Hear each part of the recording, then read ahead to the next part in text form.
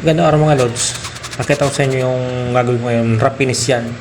Naka-schedule kasi yan sa styles. Kaso nagbagong isip ni Ari. Kaya pinapinis na sa skim coat. Pakita ko sa inyo kung gaano ba kahirap na mag-skim coat. Maliit lang yan. Kaya hindi yan masyadong kahirapan.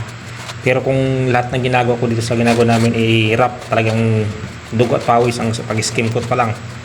So, medyo mabilis to. Naka-forward ng 4.4. Kaya ganyan galaw ko.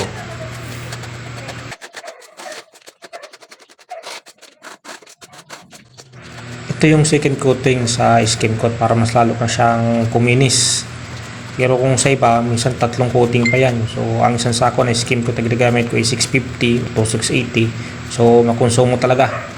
O, yun pa, lapos liliyahin mo pa yan. Pagkatapos yan, yung pintura, saka yung flavor. Kaya matrabaho sa skim coat. Mapansin nyo na pinapaikot-ikot ko yung palita kasi kinukuha ko yung mga lubog-lubog para matakpan agad, para wala na akong balikan ulit.